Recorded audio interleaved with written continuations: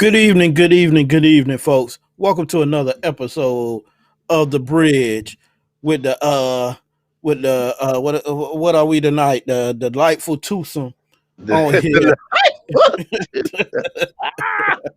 the Oh man.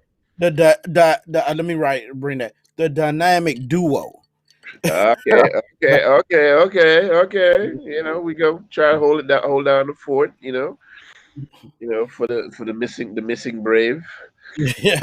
So I am James Howard, and on I don't know which side people seeing us on, but my other compadre is Chef Irie. Tell the people about yourself, sir. What's up, everybody? I'm Chef Fiery. Yes, Chef Extraordinaire. Yes, I love that. Yes, I'm your private chef and caterer here in South Florida, and for everywhere else that you'd like for me to travel to. So have nice meal travel. Yes, here to cut it up with Mr. James tonight. We're gonna talk about whatever we're gonna talk about and make it nice and cool. If you disagree, disagree. If you agree, you agree. And by the way, leave us a message in the comments so we can Yeah, chime in. how you vibing, chime We ready for you tonight. in. All I gotta say is this year started off in a bang. The first week of January was hellified. Yeah, well, we gonna get to that. We gonna get to that. The Mister I don't want to leave in a minute. I don't want to leave. Period. I don't want to leave, and he gonna hold on like uh like uh uh like it's his last day on earth. Cause Well, yeah, yeah, I guess yeah, awesome. Yes, should be but fun. okay, but let's get into the haps around the world that happened in the last uh let's say the last 72 hours. We're gonna talk about a little bit of the sports world. Yeah, yeah. We know who's in, who's out, who won the national championship and all that right now.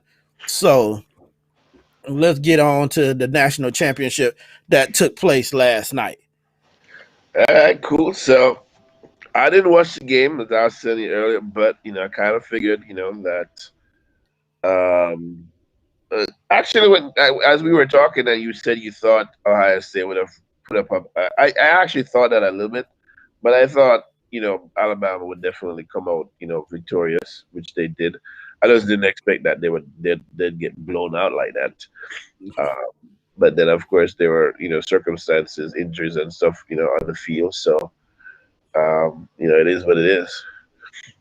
Yeah, yeah, and your boy showed out like he was saying, Mr. Smith, the Heisman Trophy winner. Yeah. So it's funny, so even though I watched the SEC, some of the SEC game, I wasn't really paying attention to Devontae Smith at all.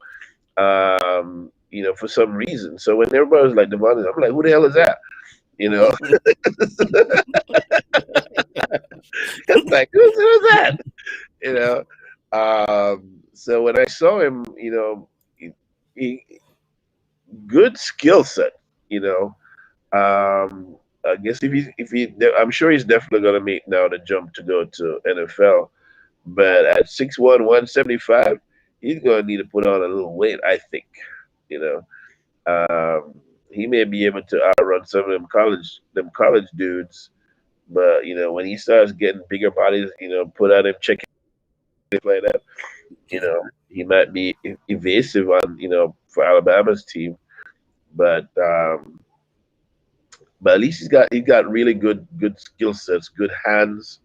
The way he catches his touchdowns, catches balls, hands out front, catch them balls before it comes into your chest and all, 2 feet down before you get out of bounds. Like he's already, playing like a pro. Yeah, Yeah. Yeah. and that's how you got to be nowadays in college. Show your pro skills before Right. you even get to the upper level. Right. Right. So he's like, yeah, I'm sure his workouts are going to be, cool, and everyone's like, oh, excited.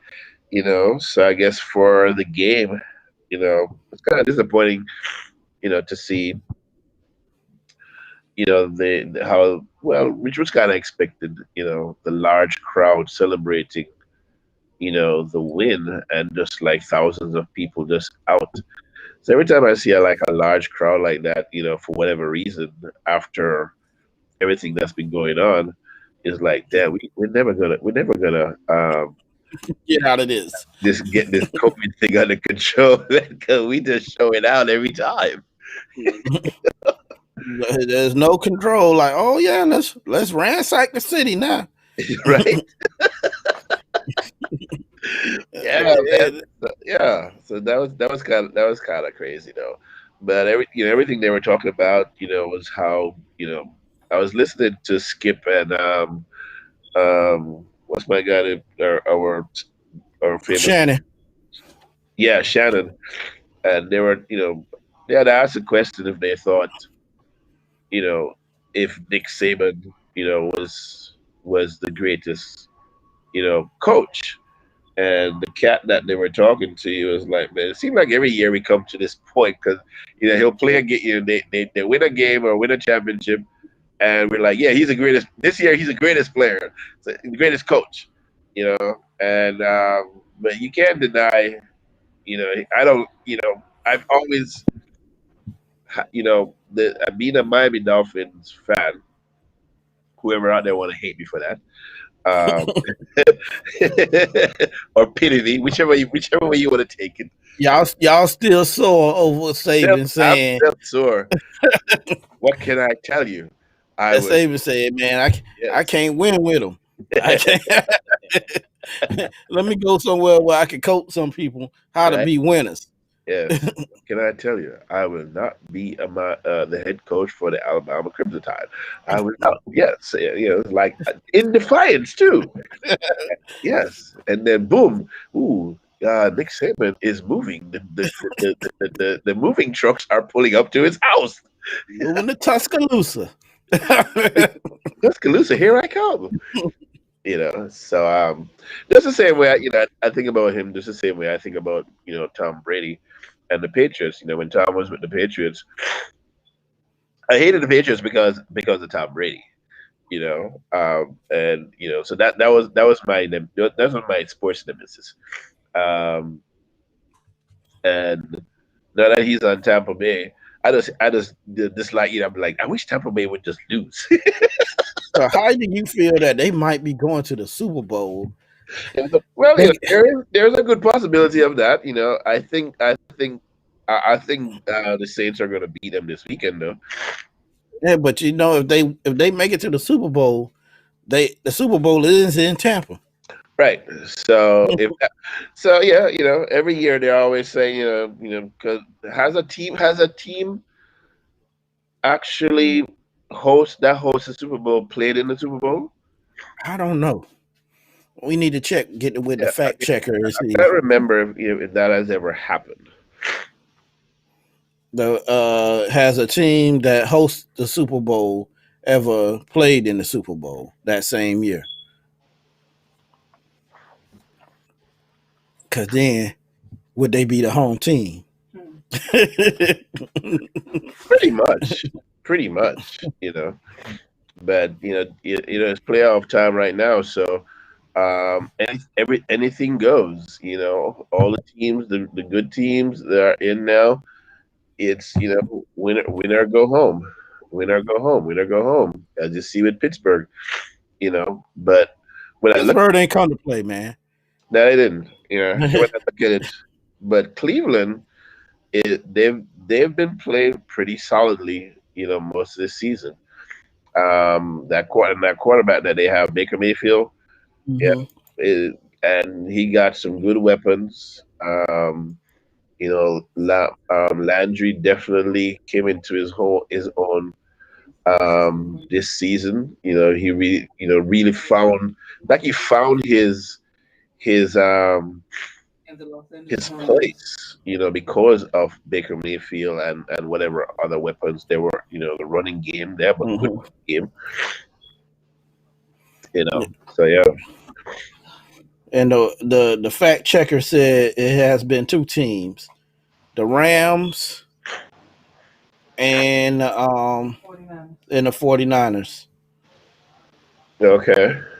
Rams and the 49ers have hosted the Super Bowl and It's 40, played in it that same year. is that the game? The 49ers, is that the Super Bowl they played the Dolphins? Was that the Super Bowl that they played the mullets in? But You messed with Irie at the same the bullet, the bullet. God dang it! time. So everybody is saying that they think it's going to be either Kansas City and possibly Green Bay uh, in the Super Bowl. Both those yes, both those teams have buys, so they played this week. Um,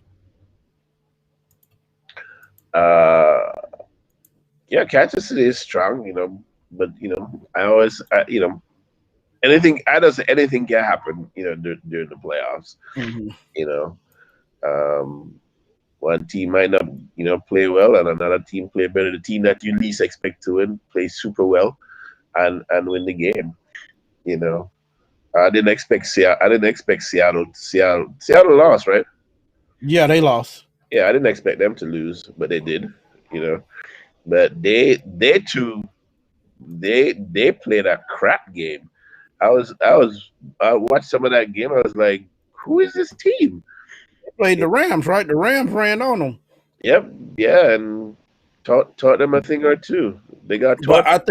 I think what messed them up was that the Rams didn't think that I mean well the Seahawks didn't think that golf was gonna play in the game. And he had to come in there and now your game plan changed. Right, right. Was he hurt? Yeah. Is His that from thumb the injury that he had in the season, that hip thing? no, it's his thumb is messed up. Oh, okay. Oh shit. They ran Mhm. at him. Like they don't even know if he's gonna be the quarterback gonna start next week. Well, Okay. this week coming. Well, one And thing I it's, know, with a lot of players, man, some of them, they will grit it out, you know. mhm. Um, you know, but when you get, I guess when you get like as old as like Drew Brees, though, that rib injury, he was like, yeah, he just like, I can't go. I mean, he's like, nah, man, nah, I just can't go, coach. That's how you gotta be though. You gotta get there to the point and be like, nah, it ain't gonna happen. Yeah, you want to be like, was it Walt Reed from the Knicks that had that injury, the leg injury when he Oh yeah, he limped all came back on. yeah, and took him to victory. Hmm. Yeah, those are what triumph and victory is all about. Dig deep, for the sake of team and for the sake, because you really want that win. Hmm. And because even the cat, the receiver for Alabama, he said he broke his thumb, or so he injured his one of his finger. His fingers, yeah. Yeah, and They he went off and they put it in the cast and he ain't come back. oh, he didn't come back. No, he didn't come back. Oh, so which point in the game did they take him out? Right after that happened. Oh wow, Yeah, right after that happened, they took him out. They took him back to the back. yeah, Then he came back in plain clothes. wow. Guess he had all his number. He was yeah. Wow, he did all that damage in the first half. Hmm. Uh, and imagine if he would have played in the third and the fourth. Wow, yeah, that would have been like super super spectacular, phenomenal. But yeah, I think the games this weekend are going to be fun to watch. I definitely think Buffalo. Who does? Yeah, I don't think Buffalo is going to make it all the way. I don't see that. Who Uh, Buffalo got to play this week? I think Dog, I don't even know who Buffalo got to play. I think they play Kansas City. Is Uh, they play Kansas City or Cleveland plays Kansas City? One of I the think Cleveland plays Kansas City. okay. Is ever who had the worst record, and I think Cleveland had a worse record than the uh than the Bills. So they would play Kansas City, the Chiefs. Okay. Yeah. But I think as you can see, the level of play, for most of the teams has definitely gone up. Um, so the teams, where I mean that, in terms of draft and stuff, Hmm. now, they have two high draft picks. When the draft comes up, 3 and 18. Yeah. Um, you know, so we'll see if they utilize, Okay. Yeah, that's right. They play the Ravens. the Bills play the Ravens. Yeah, they play the Ravens. Yeah, that should be like a fireworks game. You know, Hmm. was it Lamar Yeah, Lamar. Jackson? Yeah, That he got his first playoff victory. yeah, Now they can shut up. That he can't win yeah. the the big one. And the Bills, they finally won a playoff game after 25 years. Mhm. The last playoff game they won was in 1995. Um, Oh, that put them right there. When the Browns. was it 1995? Whatever it was. But yeah, it's been 25 years since they won their last playoff game. Yeah. Dog, they ain't even win one when Bledsoe was there. I When thought they would have was Bledsoe there? after From he left the Patriots the because Patriots? yeah, because of I, Tom. but I just know that it's been 25 years since Mhm. since they won a playoff game. So they were celebrating for that for sure. Mhm. But they have a good quarterback. So they have a good quarterback. And he's tough. He's smart, very agile. Moves when he's moves around in the pocket, runs. So he's not a scatter like Lamar or anything like that. Mhm. But yeah, should be a fun game to watch. I definitely. So Hmm. let's go ahead and slide into what we really need to talk about. What the people um been clamoring about all over the world Hmm. about the United States and the Capitol riots, or as some people would say, the revolution, Oh, or I would say treason. boy, I tell you, and guess what? It was televised. The revolution was It was televised. televised. It was live streamed. It was photographed. It was on Facebook Live. you Every know, which way they wanted to every put which it. way. People who were criming were filming and filming themselves criming. I was like, yo, wow, but so the interesting thing about this one is that going back to black and white, and people are saying, why does everything got come down to black and white? Well, we live in a country where everything is always going to be about black and white.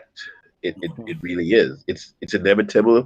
It seems like it's unavoidable, but from the way how it unfolded to how it was happening to the things that happened or didn't happen, when you compare it to the other instances that occurred last year, especially there in DC, you got to wonder, what if this was, those, protests or what have you occurring. And someone asked a question, and I say, yeah, it would be a lot of dead people. There would be a lot of dead people, a lot of arrested people, a lot of hurt people. It wouldn't have gone the same way. My biggest problem is how they try to act like they didn't know this was going to happen. And I said the government, how the FBI said they're investigating. I'm like, y'all knew this was going on before they even showed up. Because I'm gonna say, as a government, you didn't have people in place inside these organizations that knew what was happening and telling y'all what was getting ready to happen. Because Right. if before Black Lives Matter even showed up, they knew what was going on, and I'm pretty sure Black Lives Matter didn't come to them and set up a schedule with them. But they didn't, you know. And so, which is interesting because all the chatter, some of it was on Twitter, but most of it was either on Parler or Telegram, all the other, sort of far right platforms. Mm-hmm. And on those platforms, there's no holes barred in how they speak. Mm-hmm. They're not saying, they're not coding anything. They Mm-hmm. were out there saying, we going to the Capitol, and we going to, we're gonna bomb rush the Capitol. They were calling for people's heads in these chat rooms. So the chatter wasn't vague. you Mm-hmm. know it was very, you know um deliberate, and it was very intentional, and they were telling you exactly what they wanted to do, what they were going to do, most of the things they did. And some of the other things, because of circumstances and what have you, it wasn't successful. And I think a lot of people, look at it as, well, it was just a protest, and but the privilege that is handed or is given, to the people who were there, they truly believed that they could just go and crime and be destructive, and maybe walk out and grab some people, and it would be okay. Mm-hmm. Would be a okay. Take off work. Let's go be insurrectionists. Let's go march to the Capitol. Bust some head. Um, Defecate in the Capitol, pee in the Capitol. You know, um, yeah, and it'll be okay. We'll just do this, and then we'll just go home, which they did. They went home. And people just did all this madness, and they went home. Nobody did anything. Nobody, and you're just like, wow. And now you're hearing that, um, they were planning some of this stuff. The rally. There's a guy that I just saw it on the news earlier, that he was um, he was talking with three representatives there, Republican representatives, planning the rally. Yeah, but my thing is how Agent 45, the orange one, sat there and spurred everything on, and then wants to sit back and say um that he didn't it wasn't his fault. It's never, it's never, but Jim, it's never his fault. Okay, Oh, I know that. no, he was gonna come. No, it's not my fault. And then he comes out and say, "Oh yeah, people saw my speech, and blah, blah, they thought it was perfect. It was appropriate. There was nothing wrong. I did nothing wrong. I don't think I did anything wrong. And just deflect, deflect, deflect, deflect. Well, I'm gonna say this, and I'm gonna put a how I want to say it, a lay no, I'm gonna just say it, not at the risk of saying sounding that I'm racist or anything like that, but to me, it was a typical white person saying, causing a problem, and then acting like they had nothing to do with it. But that will be the first one to, say that we act like savages and animals. But here you are spurring on to people, your people, to act like savages and animals. Right? Yeah, And, yeah, and go ahead, Ari. yeah. The whole, yeah. So you just when you look at it, it's almost like you're just in awe of seeing it go down, in real time. When you look back at the videos, you look and that whole thing about blue lives. So they truly expected that the cops were going to be on their side. That's what was. But they showed that Blue Lives Matter didn't care. They didn't care about that either because they was in there beating They up the were cop. beating up the cops. They were beating this one cop. He was unconscious on the ground, Hmm. and they were beating him right there on the stairs. With the same flag that they were telling us that we're desecrating. They Hmm. were beating him with flags, beating him with flag poles, beating him with stuff. As he stated, but blue lives matter. What about blue lives? All lives matter. Blue lives matter. You Hmm. know. Yeah. So that just it tripped me out. To see that. Just the blatant hypocrisy of and the whataboutisms that took place there. Um, and then to have people come out now, the same people who were saying, we yes, something happened. Yes, we think he committed impeachable offenses. Now they want to sweep it under the rug. Oh, let it. We shouldn't impeach. We shouldn't this. They're the ones now that are calling for unity. Like where was this call for unity when all these lies were being told, were being spread, and they you could feel the tension. You could the rope, tighten. You can feel things tightening. Before the elections and definitely after the elections, you felt that things were getting tighter, and the unknown when it came to the runoff election on January 5th. Nobody knew what was going to happen, you know.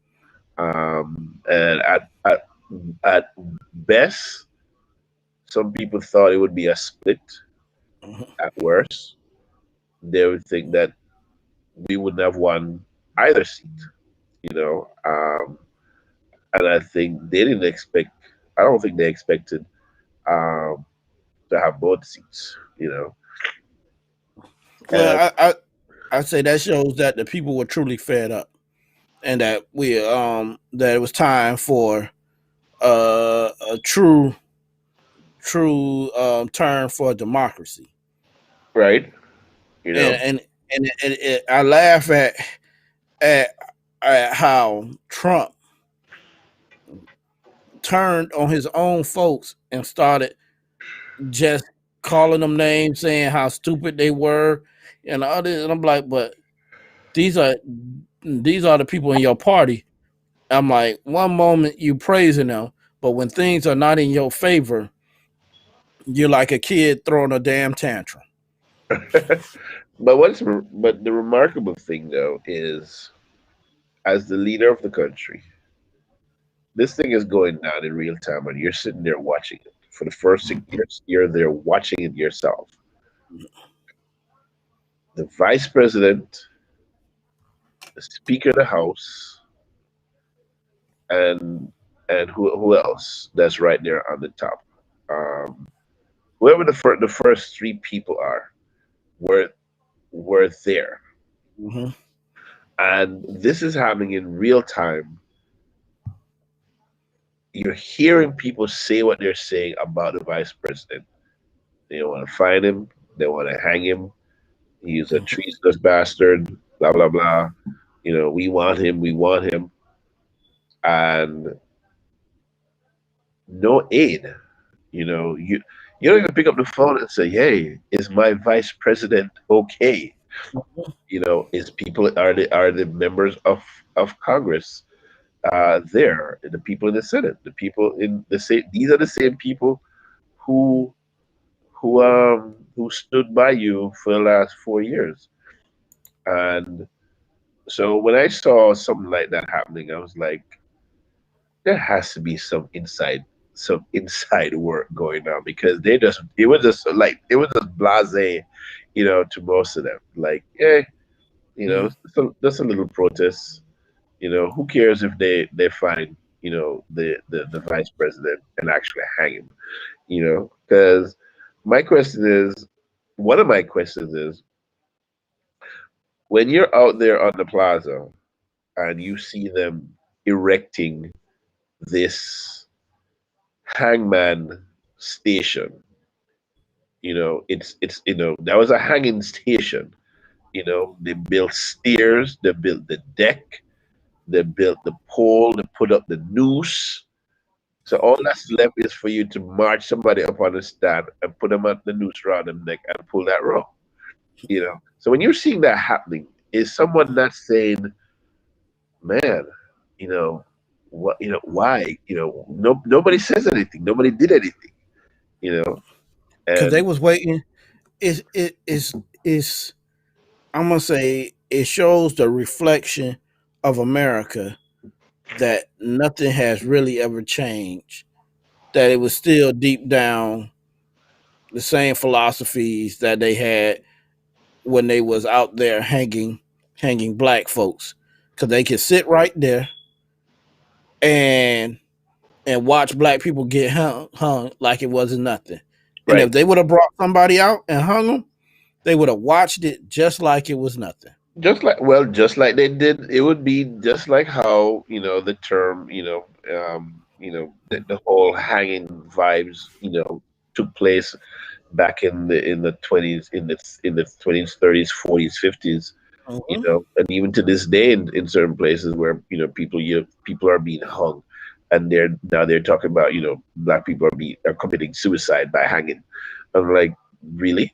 But yeah, they would just watch as if this was, the Sunday afternoon event, the main event. We're going to hang, you know, you know, um, a black person, and we will sit and enjoy and have drinks and cheer. Yay! You know. But yes, there is a disconnect, Detron. Um, and I don't think, as much as I think we're always trying to get them, the other people, to understand what our pain is, or the pain. um but that, I don't think that will ever happen. Some people might kind of um try to understand, but if it ain't happening to you, if it has never happened to you, you will never understand. You will never understand it. Like, who is it that said, they've never had a job where they've had to feel unsafe going to a job because of the color of their skin. They've never had to experience any of the stuff that we keep saying is, and it's not even just a harp. It's bullhorn to, hey, these are the atrocities that are being committed against us, and every single time, you know it gets pushed off to the side. um, and everybody wants to sweep it under the rug. Oh, it's not a big deal. Racism doesn't exist. Systemic racism doesn't exist. And when things like this happen, they go back to play one, square one. Oh, it wasn't a big deal. We should get the country back together, and really nobody. So if you're not holding anybody accountable, guess what? It's going to happen. And it's probably going to happen on a larger scale now, and more frequently. And I think, and that's one of the things that I see happening now, because the seeds have already been planted. They've started to germinate. They have germinated. They're growing up, and there's nobody really that was saying, stop. You know, it's free range. And they feel very empowered because there's nobody there to check them. They're not afraid of the police. They're not afraid of I guess, legalities, if you would. So it just feels like it's open season, you know. Yeah. Well, Irie done lost his lighter. uh, but the pick up on what you were saying, that how they said they're calling for unity, and and let's come together and work together. But if you never call, hold anyone accountable, how can you how can we come together and work together if no one is ever hold accountable for for their mistakes? Well, the interest is not to work together. Um, you know, as you can see, it's it's like the whole smoke and mirrors thing. You know, just get to the point where you can just start, talking about the deflection, to make it and to make the base happy. And this whole thing for the last 4 years has been about the base, and they are beholden, to the base. And to have people that have been elected to serve who don't serve, I think it's an atrocity. For to being a government official, being, these are the people who are making laws for us, for black people, for Chinese people, for white people, for Indian people, for everybody that lives here, in these United States. And when they do something and go off the beaten path, and they're not being held accountable, then um,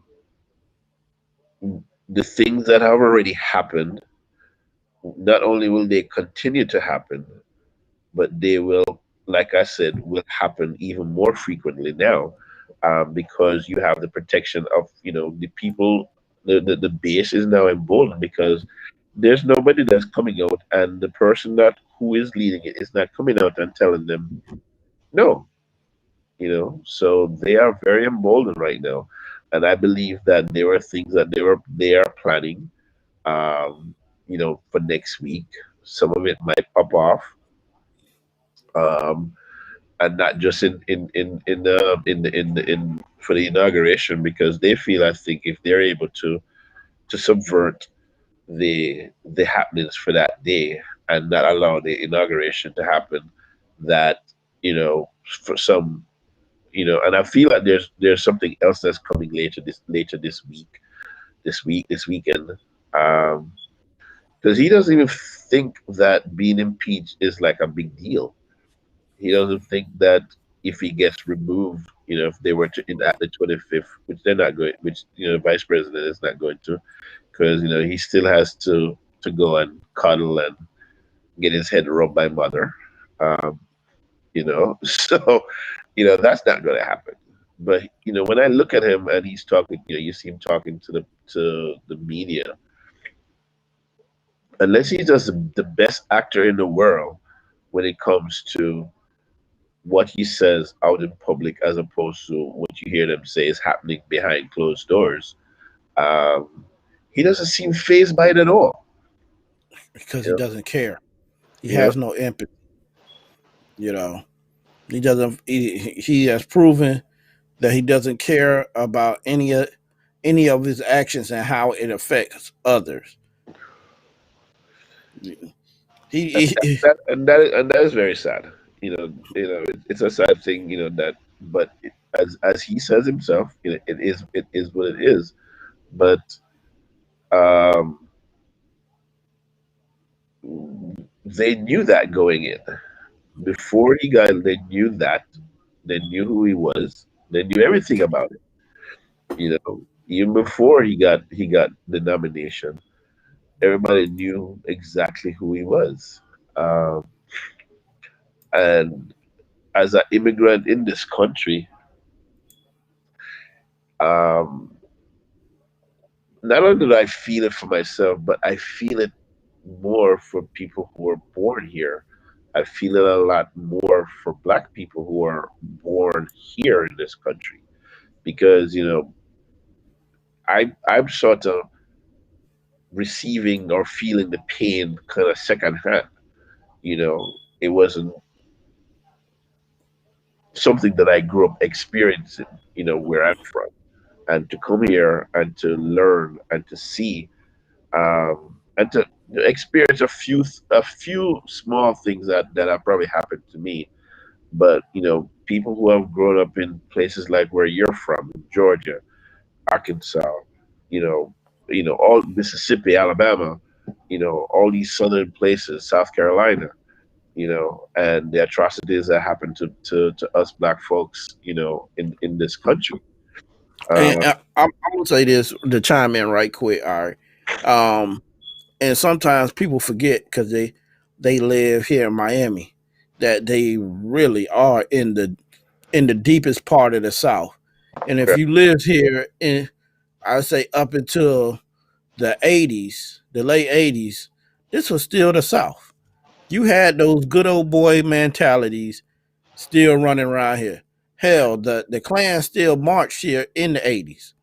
right, right. So it's a it's people fail to realize that when you talk about Miami, they look at it as part of the Caribbean.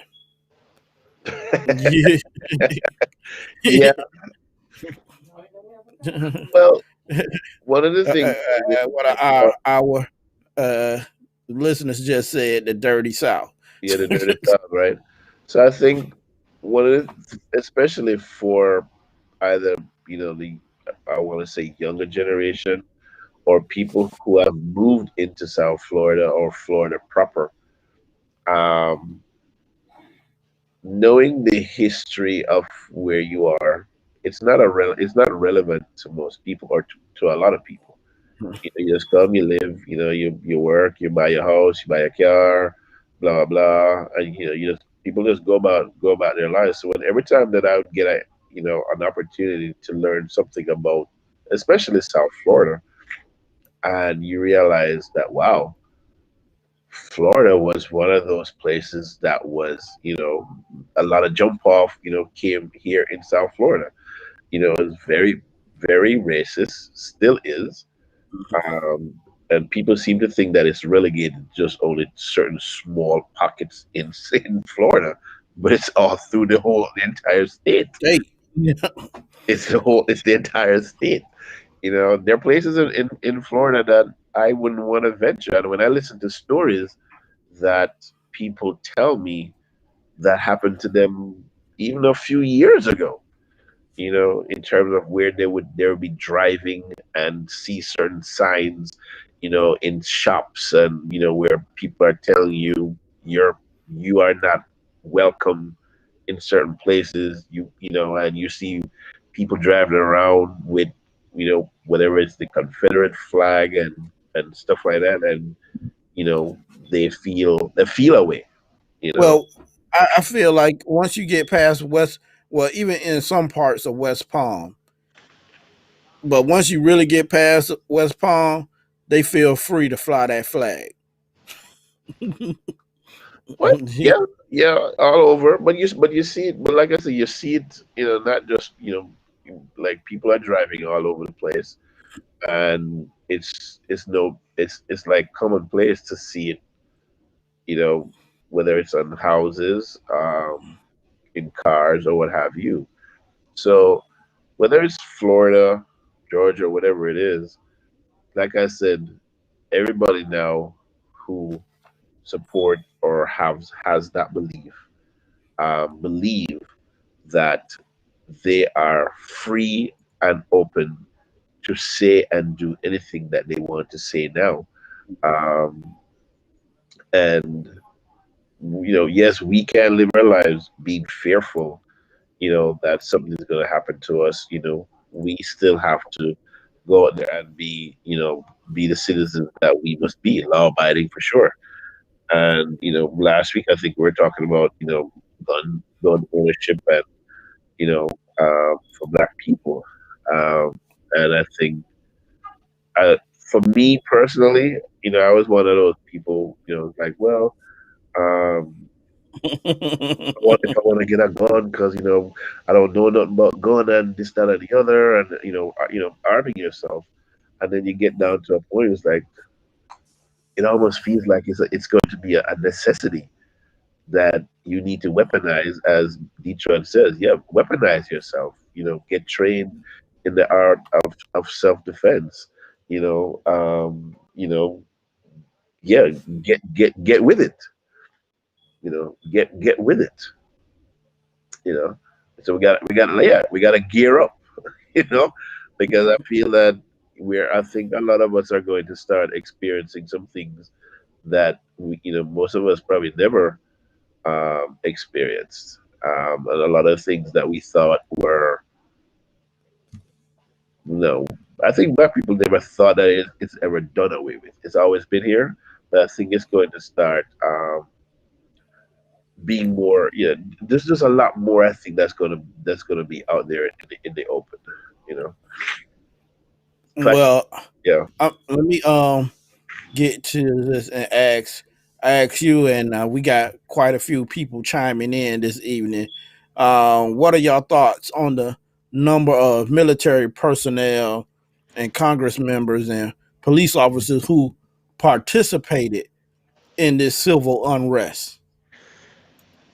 I think as the investigations continue, you're gonna see that there were a lot more that were willful participants, not just in the planning of it, but in how it rolled out. Um, you know, people, like I said, people thought they could just, take the day off, come to the state capitol, be insurrectionists, and then just go home and go back to their jobs like nothing happened. Oh yeah, we were insurrectionists. We're at the capitol and we took pictures and selfies and and everything is fine and we're just gonna go home. But you're gonna find that there are a lot more, not just the police officers that were involved, but I think there are a lot more people um, in government that were participating in this. How they ferret them out. Well, I guess that's going to be the efforts of the FBI and the other personnel that's their job to do. Okay. Enough people agree or disagree with that. But Uh, how many of y'all, and I'm talking to you and the listeners out there, feel that everyone that participated in this should be charged with treason or some form of a federal charge for their actions? I think that especially that charge of murder, two policemen now have died. Two policemen have died now, and I was thinking that I meant to ask people in social media and legal personnel. When they say when you go rob a bank and you the dude in the bank, you robbing the bank, and you the guy outside, you just in the car, but you the dude inside the bank shot somebody, and whether you died or not, but harm came to someone in the committing that felony. You the guy in the car, you get charged for that felony as well. You didn't pull the trigger, you didn't do nothing, but you get charged. So I'm wondering if that applies to the people who were the rioters, because I feel once you put foot on those steps and was trying to push through and push up the steps and beating down police officers before you broke down the barricade. Yeah, I think you should suffer some consequences because you were not protesting, you were rioting, and you went there with the intent to do exactly what you said you were going to do. We were going to trash and get hostages and yeah. So I feel that they all should be a lot more people need to be arrested. Yeah, well, I'm laughing at a comment when they said they were protesters, not rioters. According to the president, when black people were out there protesting, yeah, they were rioters. So it doesn't matter what they was doing when they was out there; they was rioters. So the people who so one of the things that I thought because DC is not an open carry player, for a lot of obvious reasons. Hold on, I agree with what Detron is saying right here.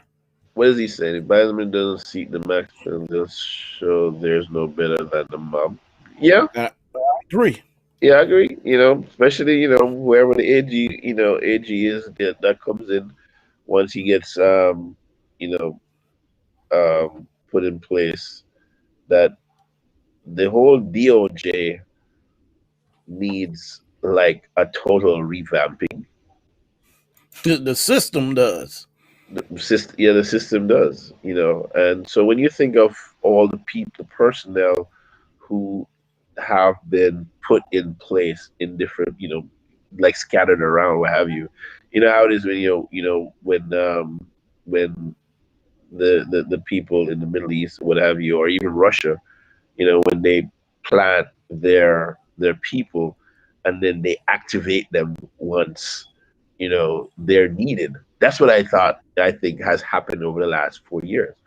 you know People have been put in positions all over the place, um, that are going to be there to protect the seed that was planted you know Well, that's the movement I feel like he did with trying to rush with the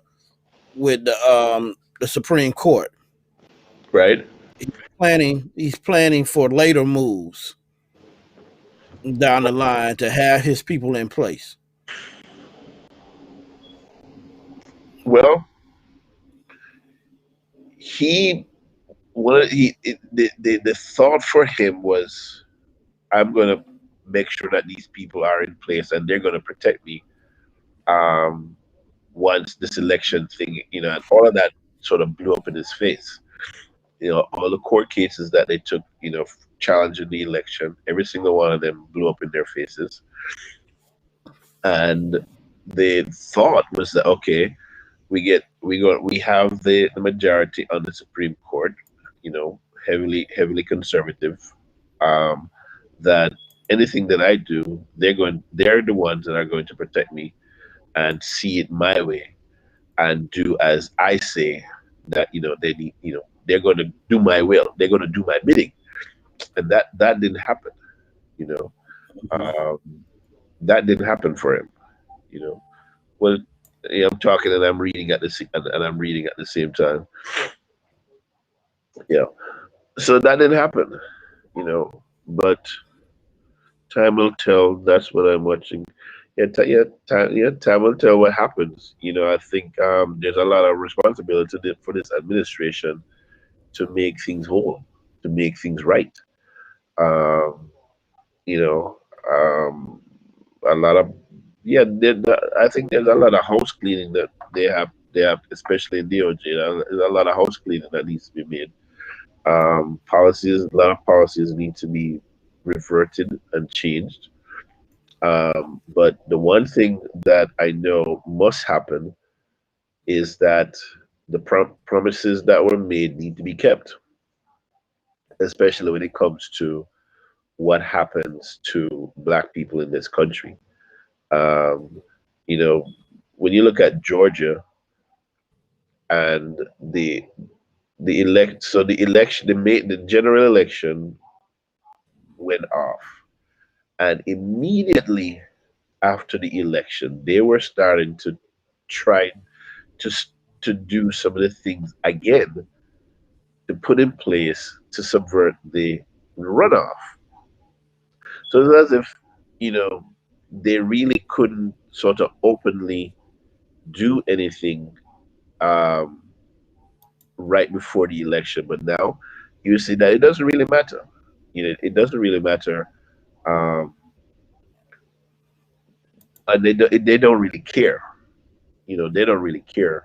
They're going to do what they want to do, which is everything to remain in power. Black people be damned.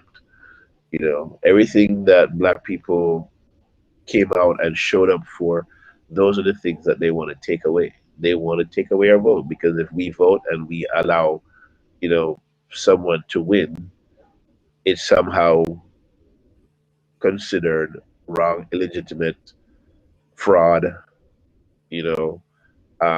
But black people save, black people save, what we consider, I guess, the democracy right now. Because I just can't even imagine if they had taken over the house, control of the house, um, and won, and the Senate, even if Biden had won. Mhm. This is like a scary thought. We wouldn't be having this conversation. And I think a lot of the things that they were planning probably would be implemented right now. Yes, yep. Well, when when you think about it, the moves that's been made down the line, he has tried to already tie the hands behind Biden and his administration before they even get started. They tried to keep them from doing the stuff that incoming president should be able to do by his own people that he put in office. They were blocking it. Right. And that was a plan. And Yeah. that's always, the plan to handcuff this administration, and really be obstructionists. Um, you know, definitely the first 2 years for sure. And if everything went according to plan for the entire 4 years, the first 4 years, they wanted to be obstructionists. And even though we will have the slight majority in terms of the vice president being tiebreaker when it comes to certain things, it's still not a foolproof plan for what happens, for daily government and the operation of the government anyway. Because even as the minority, they can still obstruct and still block a lot of things when it comes to having certain votes on the floor and stuff like that. They can still block a lot of things. So they still have some amount of leverage that they can utilize. But the plan was really to do everything to obstruct this coming administration, the new administration that's coming in. So I want to ask this, and y'all can chime in out there, the listeners too, because as you see, what you input in it, your comments you make will be seen by everyone. Um, how do you, what do you feel the role social media played in all this? So the things that they're trying to do, they're doing now. Taking, blocking people from social media platforms, blocking him. Some say, it's a little too late. As they said, the horse already gone out of the stable. All right. So when people were there talking about, and so the fuel, there's more fuel added to the fire now. Social media um, a huge tool that's used. So people use it to express, and I think a lot of people try to hide behind um, the whole amendment issue, the whole freedom of speech thing, and I get the whole thing with private companies and stuff like that. But to the people who are in control of these private, companies. They, I think they had a duty, you know, not just now, but from a way back, to go in and say, hey, we can't allow these certain things on the platform, because it just allows, just people just say whatever they want to say. And I think a lot of people through social media became radicalized, to what's happening now. You know, they believed everything that was being told to them. And when, I don't know if you ever see any of the conversations that go on in Parler. I'm not on Parler, but because I'm on Twitter, I often see a lot of screenshots from people, commenting on things that's happening in Parler. And that platform is insane. Okay, it's insane. The things that they, because they've, there's this is that we can speak freely without feeling that we're going to be banned or put in social media jail. You know, so, but social media, did give prominence to the rise of what we see happening. More supremacists. They don't have to hide it. They don't even have to hide anymore. They're just out, you know, saying and doing what they want on social media. Okay, he's a narcissist. He needs attention. Social media gives him that. Plus he bats. He's batshit crazy, just like his supporters. Listen, well, well, and that's a crazy thing. So we can sit there and say, okay, he's batshit crazy, and but in the same breath, because remember, I think most of us, when he first came and he got elected, oh, he's crazy, he's stupid, he's dumb, and the thing that he's dumb about, that he doesn't have any interest in doing his job as president, or interest in operating the government, for the people. It has always been operating under the guy, to help to benefit him and businesses that he gets money for and the his buddies. people that are around him. So stupid and dumb, maybe when it comes to running a government, yes, but stupid and dumb when it comes to things that he knows, things that benefit him, no. I think he's a very calculating, person, as most narcissists are. They're always planning, you know more than one or two steps ahead of what, so he knows the art of deflection. You know he come out and do some crazy stuff, and by the time you realize what he's doing, he's already two or three steps ahead, planning the other crazy stuff that he's going to come out with. Because all while you're there, we are here talking about that. He's laying the groundwork for the things that are beneficial to him. He's done. He's like three card money. He's distracting you on this side while he's doing something else with the other hand. Exactly.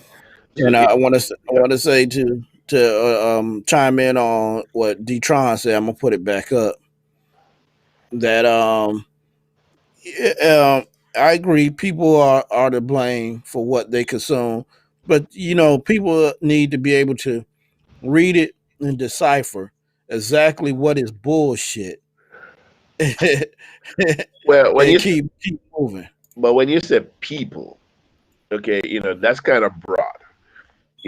It's because we now, there is 75 million people. People have voted.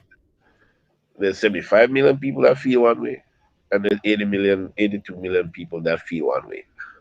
You know, so when it comes to tabloids and media and stuff, 75 million people believe only the thing that is fed to them.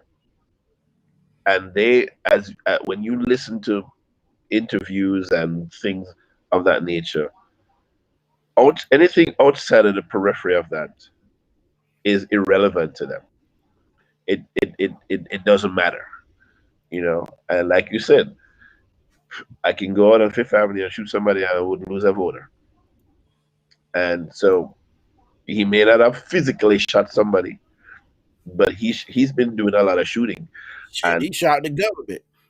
you know, and it hasn't changed, anything for them, because they're just believing what's been told to them, and that's all they believe. Whether Okay. it doesn't matter if it was a lie told 100 different ways. This is what we believe, and this is all that's important. So anything outside of Fox and OWN and Newsmax and Telegram and Parler and those platforms, anything that's been said outside of that doesn't matter. We can watch CNN and Al Jazeera and BBC and MSNBC or whatever you, or talking to having general conversations, and we'll have certain discussions, and then you try to have that same discussion with someone that believes what they already believe, and there's no changing.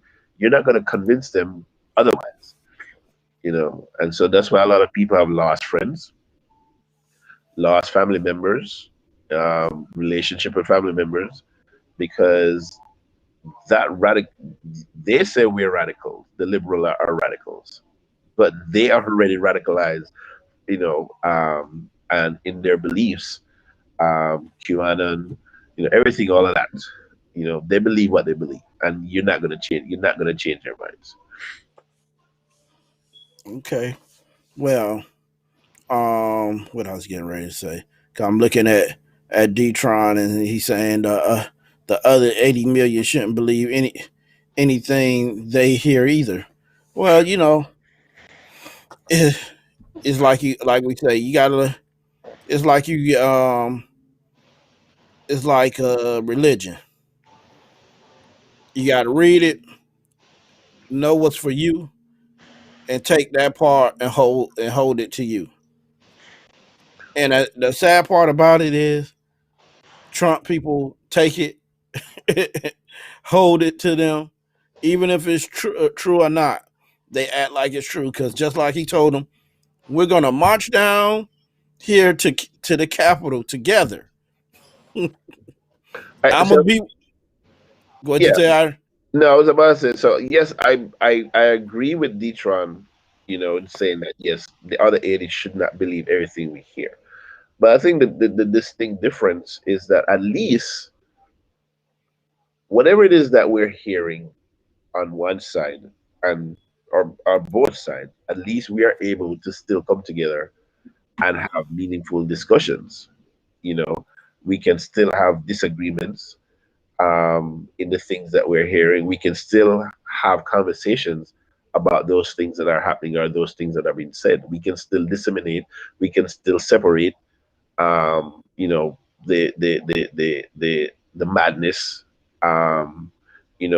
And don't always have to believe everything that's being said to us either. But at least we're able to have discussions and conversations. The other side is not having open discussions like we are, where we can, you know, um, do what we're doing right now. You know, they're not, and I think that's a big difference when it comes to the information that's being put out there. Um, you know, so I don't know. okay. Let's see where we was. But like I was saying before, how his followers will sit there and just blindly believe whatever he say. Like how he told them, we'll go down to the Capitol together. I'm gonna be with you, and we're gonna do this together. We're gonna protest and make changes together. We got to fight. As soon as he said that, they started marching down there. He got in his car and he went in the opposite direction that they was going. And I'm like, if you see the man hang you out to dry like that, you're still following him. How stupid can you be? Well, they want to say that we should not call them stupid. Um, and I think the sane person that walks around, that looks at the things that are happening, you know, has to, when we are there questioning stuff, questioning this, whether it's whether you're independent, liberal, what have you, we're questioning stuff, you know.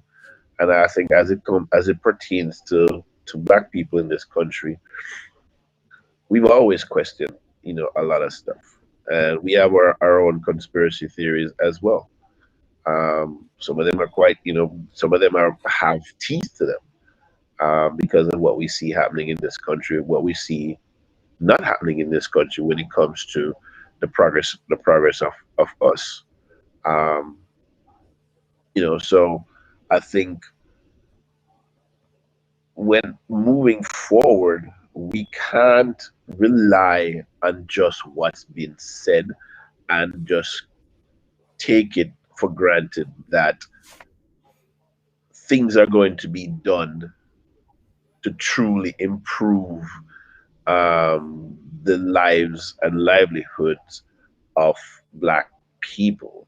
And we've often said on this show that we have to be in the mindset where we are taking things into our own hands, per se, when it comes to how we develop our communities, how we are supporting each other, um, how we make our voices more vocal, vocal to be heard, not just to make a lot of noise.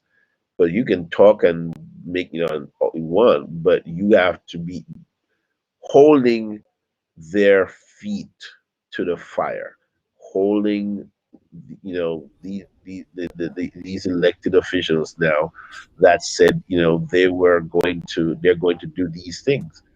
So now we have to hold them accountable. We have to be showing up in places where our voices need to be heard. We have to be showing up at community forums, if those are being had. We need to show up at city halls and whatever it is in our local government, and make our voices be heard. Because as it is, they're going to make these rules and laws and enact them, and we're going to find ourselves in the same place that we've always been in how many generations and decades that have gone before. It will always be, um, as you know it is what what it is. It is what it is. you know um yeah, so we need to make sure that we're there, talking to these people, um on a regular basis, on consistent basis. We can't be quiet and subservient anymore. Yeah, black people are not the priority of the government, but I think we gotta find ways to be drawn to make a difference, start making a difference. We've seen how powerful we are as, people that vote. You can't tell me, if it wasn't for black people, um, in these swing states, that they made a difference. They made a big difference, a huge difference. And if we're able to understand and realize that we have that much power to change things, if we actually come together, then yeah, you know, new power or stay independent. Uh, True, but I think, being independent at times, though, does have its drawbacks and limitations. Especially depending on where you live. So especially if you live here in the state of Florida, there's certain things that you can't do, if you're going to exercise your right through voting. Um, if if you're independent, you know, you can make some of those changes, especially from the on the local scene. If you are voting independent, you know, um, if you stay independent in the state of Florida, your voice is probably only heard for the most part in most of the general elections, and I think well, and primaries too. I think but yeah, I know we sway elections. Um, what changes for us? I'm not sure. You know, yeah, I don't know what changes for us. Well, I know the one biggest change that we need to make, and I know Detron. We talked about this. Irie, we talked about this. That hey, we need our own political party, like I was saying, uh, or just stay independent and hold our votes captive. But so, are we doing that? At what point do we do that? And are we prepared for what happens after? I mean, so you hold your vote captive, and if what you said earlier, Detroit, if that is true to form, that the government really doesn't care about us, then it just seems like it's a effort in it's the effort is futile.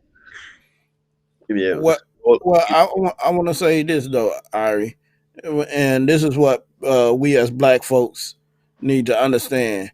We don't just need to come out and vote when it's for the presidency. We need to vote on the local I've been level. saying that all along. Yes, Yeah, we need to vote on every level, especially our local in our state, because that's where the changes are really made. but how do you change that mindset? No, that's definitely a mindset. Where people still believe that their vote only counts if you're voting for a president, and the president is not the person that ultimately makes your life better. He doesn't. How do you effectively change that mindset? For especially older generations.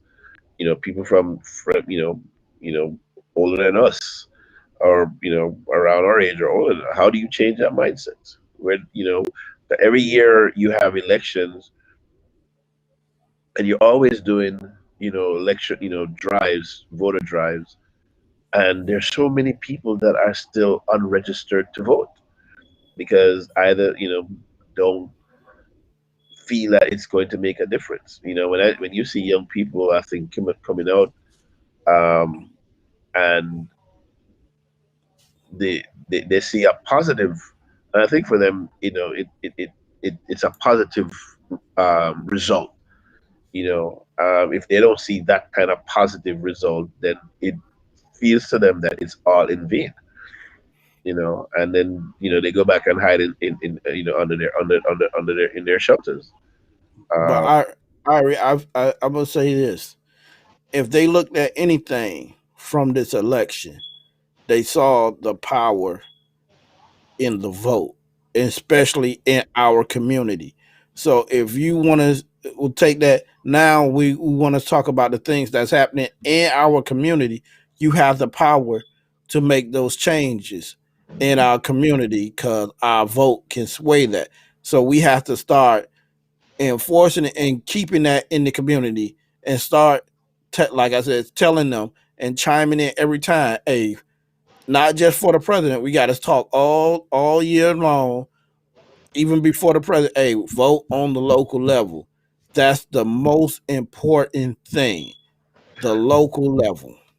but even before you even, as I'm sitting here thinking, so even before you get to, I'm just reading something Deetron saying about the kids. So when even before you get to the voting part, one of the things that I understand right now is people a lot of people have no idea how government works.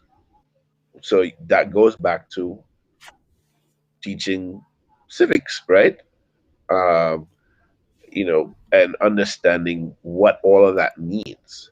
And I think if the kids are not being taught that in school, and if parents or all of are not teaching anything civic related to them, then when they get to teenage year ready to voting age, then it becomes they're very blasé about it, because and even there are people that are you know 20s, 30s, 40s have no idea how the government works. um, and so for them, they'll often say, well, you know it doesn't really affect me as long as I'm able to go to my work, get my job. I can buy my car because I have dollars, and I may be financially fluid. You know, everything is fine. But I say bring back civics, bring back what we are teaching and how we teach it, and when we teach it, then yes, then we can start teaching it and repeating it. So it sticks. 6-year-old, 10-year-olds, whether you're reading the paper, you're watching the news, learning how to disseminate information, have conversations, while you're home, and I think, maybe the family unit, as most people, saw it as, that has changed.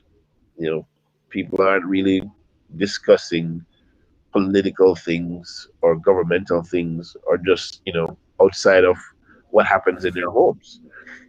you know um to have when you it's a beautiful thing to see a 6-year-old or a 10-year-old you know tell you what's going on right now, because they are being educated, in different ways. And I think they have parents or people around them who are instilling in them at an early age what's important, to not just to be important, learned about government, but just to be educated on a lot of things across the board. You know, Learning about money, learning about finances, learning about technology. Um, you know, these are the things that that's the next generation that's coming up. Um, so we have to find ways. Those are the things that I think that would help change the mindset. You know, yeah, Yeah. So I not agree. not So knowing is not an excuse. Right? Well, yeah. If you go in a court and you plead ignorance, the court doesn't care. They say you should have known. They say you should have known.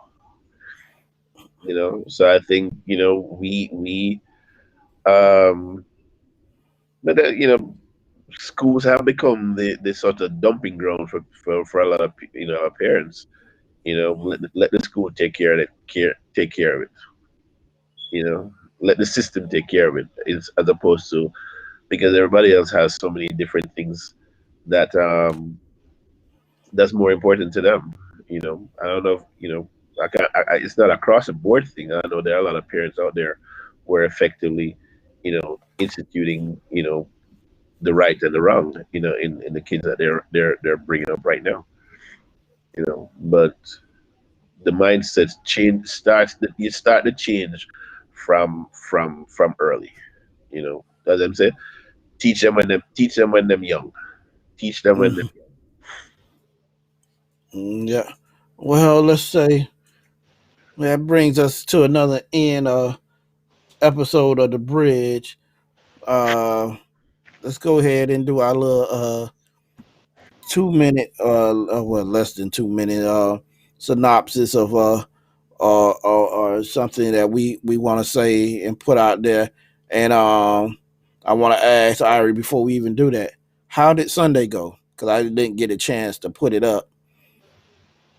Oh, it was cool. So the Sunday chat, it's sips, choose, and chat with Chef Irie, and we started the first. I started the first one this past Sunday, and my goal is to really talk about my industry, the culinary industry, and to get a chance to speak with individuals that are in my industry, whether you're a chef, pastry chef, restaurant owner, nutritionist, wine sommelier, what have you.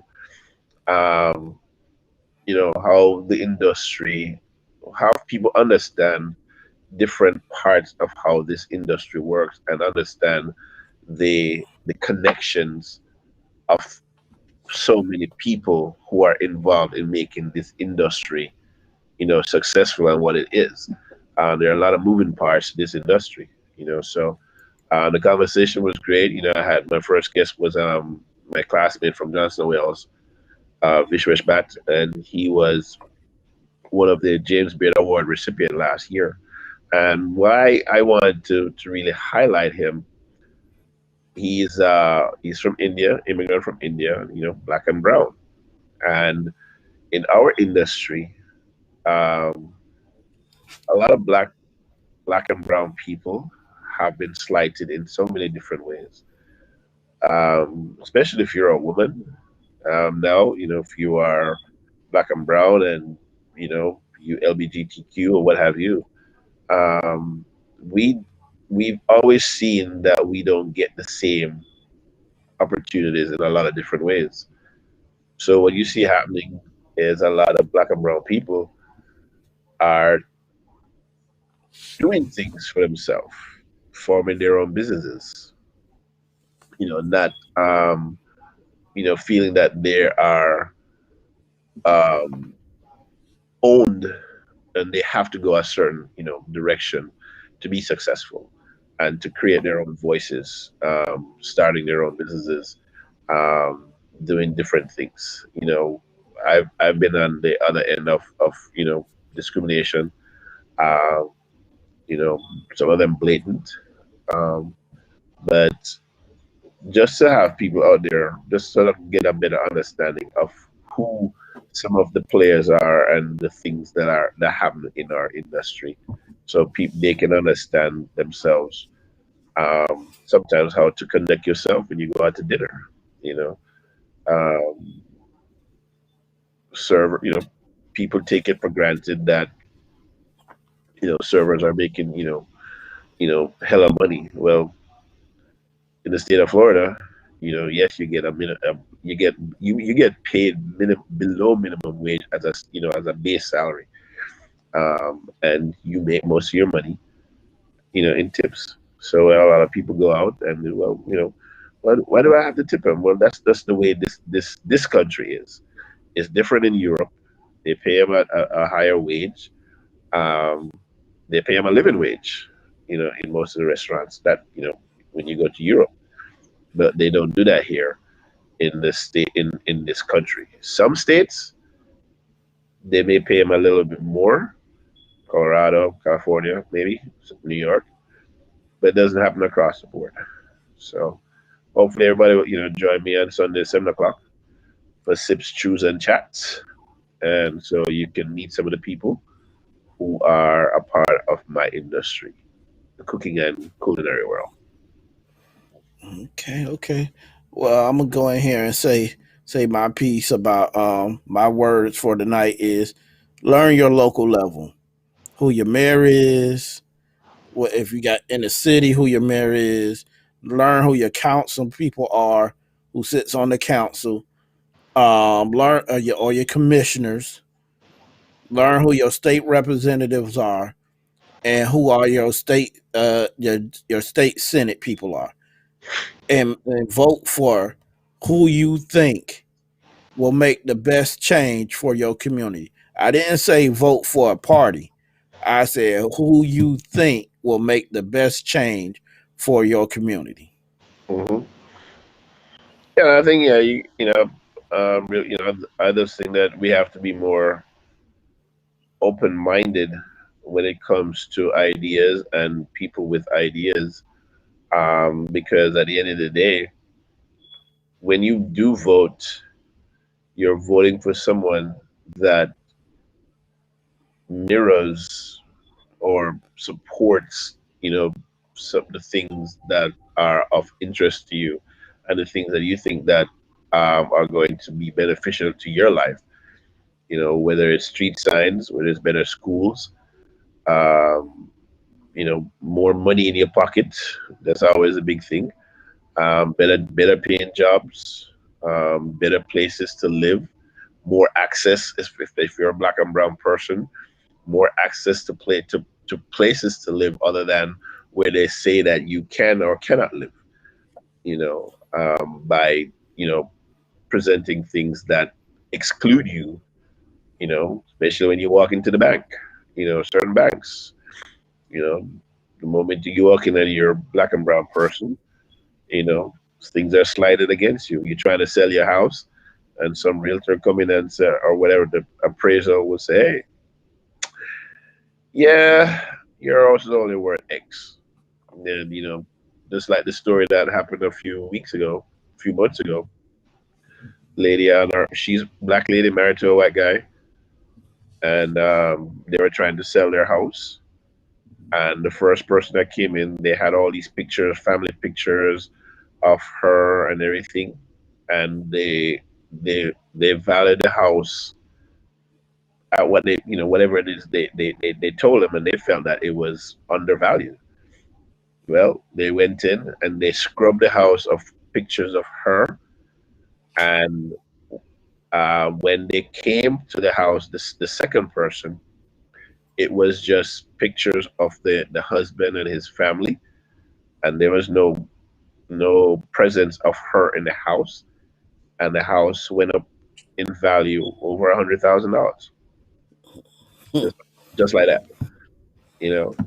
So um, we need to, start educating ourselves on a lot of things, and not just the things that are just baseline important, but I think in general, in general, understand what's important, and go out there and try to